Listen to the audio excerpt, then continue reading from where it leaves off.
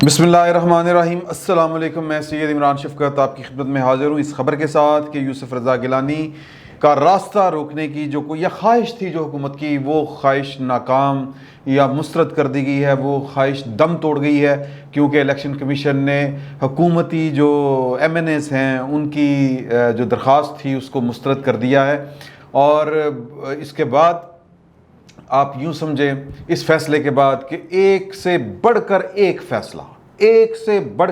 फ़ैसला हुकूमत के मुंह पर रसीद किया जा रहा है। यूँ कह लें कि हुकूमत के मुंह पे आके बज रहा है, जिसमें थप्पड़ पाई देना उनमें ये फ़ैसले आके लग रहे हैं हुकूमत को। और बल्कि यूँ समझे कि कोई चीज़ भारी किस्म की आके टकरा रही है हुकूमत के साथ, और हुकूमत को इस बात की समझ नहीं आ रही, आग बगोला हो रही है। आज जो प्रेस कॉन्फ्रेंस की थोड़ी देर पहले, ये फ़ैसला आने के बाद जो महफूज कर लिया था इलेक्शन कमीशन ने, उस फैसले के बाद जिस तरह करके जो लैंग्वेज यूज़ की और कि जी के ये दाग लग गया है, ये हो गया है, वो हो गया है, इमरान खान ये कहते थे, वो कहते थे।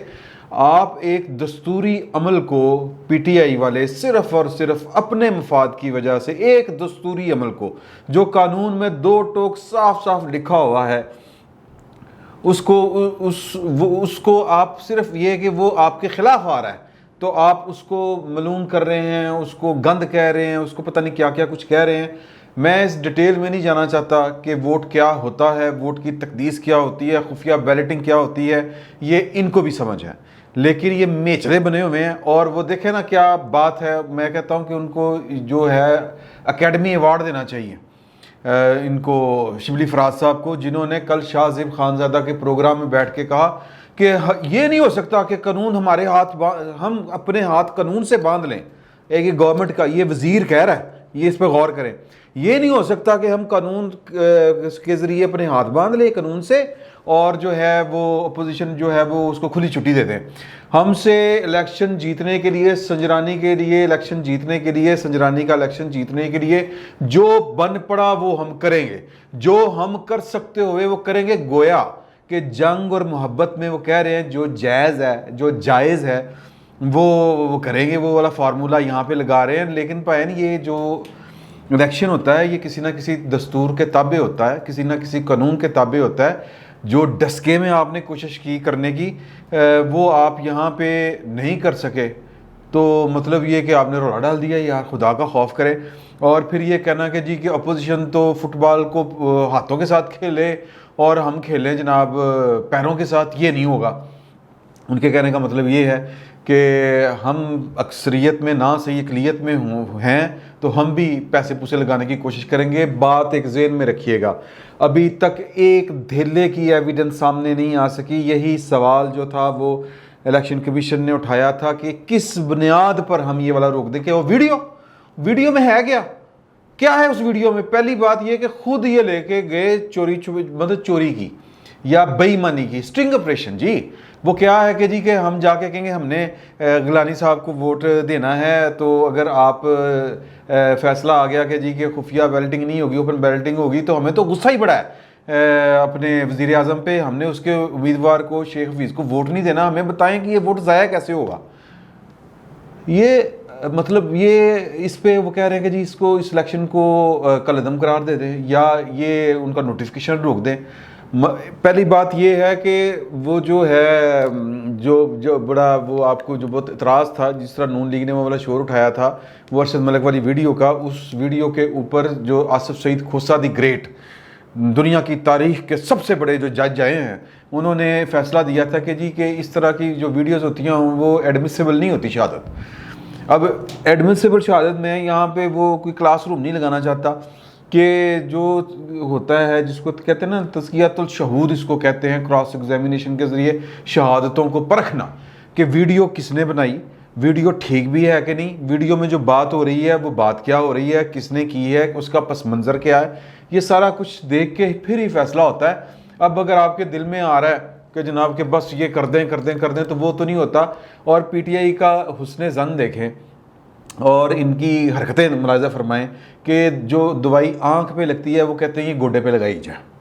उसकी मैं मिसाल इस तरह देता हूँ कि ये जो कंपैरिजन स्टडी एक लेके गए कि जिस तरह آپ نے ڈسکے کا الیکشن روکا ہے اسی طرح یہ روک دیں الیکشن، کیونکہ وہاں پہ بھی آپ نے ویڈیو دیکھی تھی اور پائن اتھے 20 بندے اغوا ایسی جو 20 پریزائڈنگ افیسر ہیں وہ غائب ہو گئے تھے، اور آئی جی پنجاب، ڈی پی او، شی پی او، ڈی سی وہ ان کے فون نہیں اٹھا رہے تھے۔ یہ شہادت کافی ہے کہ یا پھر یہ ایک ویڈیو آ گئی ہے، وہ وہاں پہ فائرنگ والی ویڈیو آپ نے دیکھی تھی یا جی کہ وہ لوگ جو ہیں وہ لائنیں لمبی لگی ہوئی ہیں، وہ گیٹ بند ہیں، یہ والی ویڈیو دیکھی تھی۔ وہاں پہ شہادت یہ ہے اور وہاں پہ واقعہ یہ ہوا ہے کہ وہاں پہ 20 سرکاری اہلکار جو الیکشن کروانے گئے تھے وہ اچک لیے گئے، اور الیکشن کمیشن کا جو دفتر ہے وہ فون کرتا رہا آئی جی پنجاب کو، چیف سیکرٹری پنجاب کو، وہاں کے ڈی پی او کو، وہاں کے آر پی او کو، سیالکوٹ، ڈسکا، گجرانوالہ رینج، سارے جو انتظامیہ تھی ان سے وہ رابطہ کرتے رہے، انہوں نے کوئی جواب ہی کوئی نہیں دیتا۔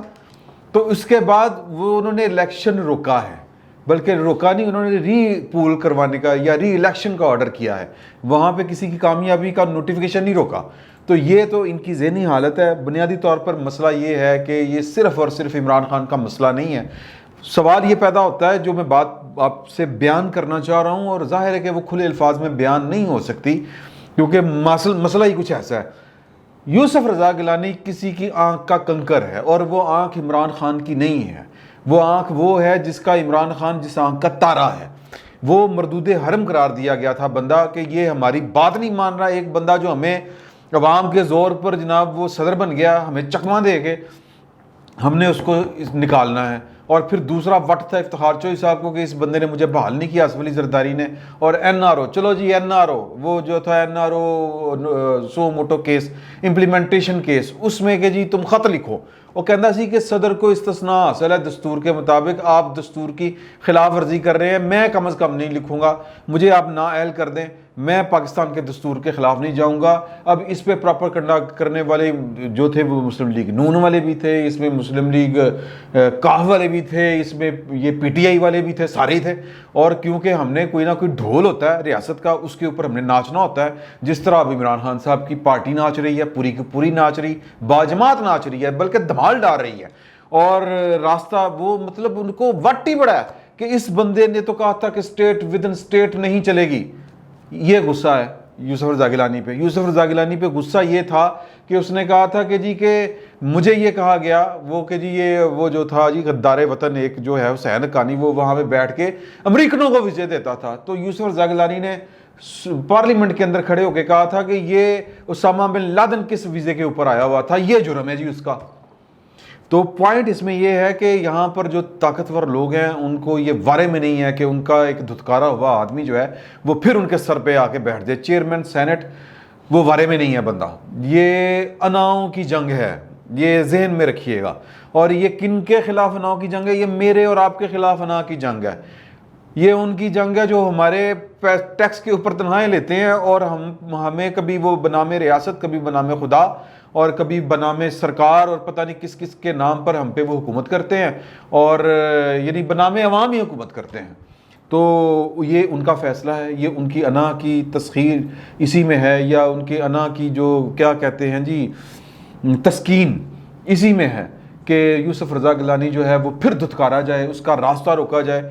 تو ابھی یہ میں پی ٹی آئی والوں کو، دوستوں کو، اپنوں کو کہہ رہا ہوں کہ ابھی آپ اتنے جذباتی نہ ہوں، پہلے تو یہ آپ سمجھیں کہ یہ عمران خان صاحب کو اتنے برے کیوں لگتے ہیں یوسف رضا گیلانی صاحب، جس وجہ سے آپ کو لگ رہے ہیں یہ کسی اور کو برے لگتے ہیں، ایک بات۔ اور دوسری بات یہ کہ ابھی آپ کے پاس ایک فارم اور پڑا ہوا ہے، ابھی وہ ایک تو 20 پہ گئی ہے نا جی پروڈیوسر صاحب، اس کی ہیئرنگ میرے خیال 20 پہ ہی گئی ہے، جو بنیادی ان کے الیکشن کے اوپر ہے، جو وہ ان کے بیٹے کی ویڈیو کے اوپر ہے، اس پر بحث ہونی ہے۔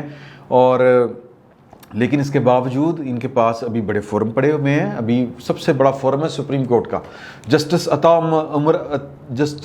عمر عطا بندیال، ان جیسا جو ہے عالی دماغ، اور جو ان جیسا وہ کیا کہتے ہیں جی کہ جوڈیشل مائنڈ اپلائی کرنے والی جو پرسنالٹی ہے، وہ بھی پاکستان میں کوئی دوسری پیدا نہیں ہونی۔ تو وہ اپنا مائنڈ اپلائی کریں گے جس طرح انہوں نے مائنڈ اپلائی کیا تھا قاضی فائز عیسیٰ ریفرنس کے اندر کہ، اور پھر ان کے ساتھ برادر جج بھی ہیں ان کے، کہ جنہوں نے کہا تھا کہ جی کہ ریفرنس خارج لیکن الزام سلامت، اور ایف بی آر دوبارہ الزام جو ہے اس کی تحقیق کر کے ریفرنس بھجوانا تو بھجوا دے، بسم اللہ۔